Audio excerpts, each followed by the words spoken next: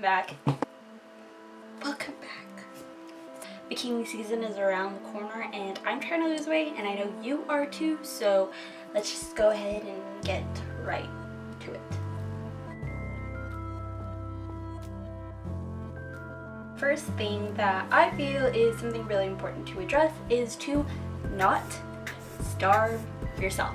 A lot of times, especially on Blogilates or other websites, tell you to try to limit your calories to about 1,200 a day, which I think is wrong, but that is because it is totally dependent on the individual. They usually say that most people kind of thrive on 1,200 calories for their BMR, and if you don't know what a BMR is, that would be your basal metabolic rate. Your basal metabolic rate is basically the amount of calories that you expend while simply performing everyday activities such as sleeping, breathing, sitting there on your ass. The reason why I say don't go and starve yourself and only consume 1,200 calories a day is because this is dependent on you as an individual. In order for you to calculate your own calories, this is the equation that I usually recommend using. It is called the Harris-Benedict Equation, which calculates your BMR. I will go ahead and put the equation down below because I know that this might be a little hard to follow. So this is basically kind of calculating how many calories you kind of just need to sustain. And it's different for everyone because, I mean, me as a person, my 60-inch body is not gonna need as many calories as someone that's like 70 inches. So with that, you're gonna go ahead and multiply this by a factor depending on how active you are. So say if you're sedentary, you go to school like most college kids, you don't really have the time to go to the gym. Like, the most physical activity you get is lifting your book off the table or walking from class A to class B. You're gonna multiply whatever it is that you got by 1.2, which means that you're sedentary. And it's okay to be sedentary. I mean, it's not, but it's understandable if you are. Say you're lightly active, which means you work out about 1 to 3 times a week. You're gonna multiply your BMR by 1.375. And then moderate's 1.55, very active is 1.725, and super extremely active is if you're an athlete or something, you're gonna multiply that by 1.9. But all of these factors I will go ahead and leave down below. Do not omit anything. A lot of people think that cutting out carbohydrates in your diet is the best way to go and the fastest way to lose weight, and that is really not true. You literally need all 3 components, so amino acids or proteins, fats, and carbohydrates to function properly. Carbohydrates are your body's preferred energy source. However, to take this into consideration, a lot of people think that having a high protein diet is the best way to lose weight, and I will go ahead and kind of agree with that, simply because there's this thing that we like to call the thermic effect of food, and that means that your body heats up to a certain degree depending on what kind of food it eats. Our body is really efficient in digesting fat, therefore the thermic effect of fat is 0%.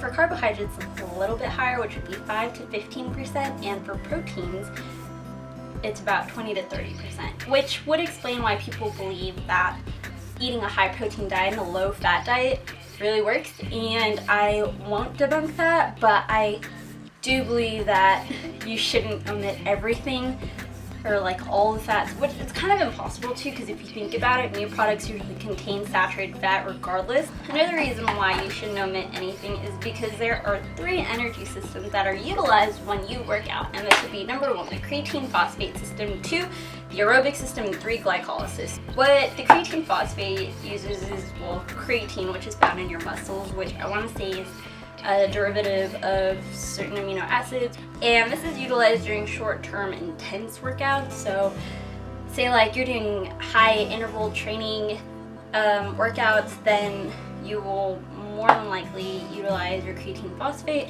but it doesn't last long because then this depletes pretty quickly. The next one is glycolysis, which usually utilizes carbohydrates, and that's why I say don't completely omit carbohydrates out of your diet, simply because you do need this eventually. Otherwise, you're going to undergo a bunch of ketone production, which would be fats turning into ketones for the body to utilize as energy, which can then lead to ketoacidosis, but I won't get into that. Anyway, the next one would be the aerobic system, and that utilizes the TCA or the Krebs cycle and the electron transport chain, which would then kind of use all three sources, which would be carbohydrates, fats, and proteins. And though it is the slowest to resynthesize ATP, you do use this often, especially for those that like to go hiking like myself. Yeah, so now you know a little bit more.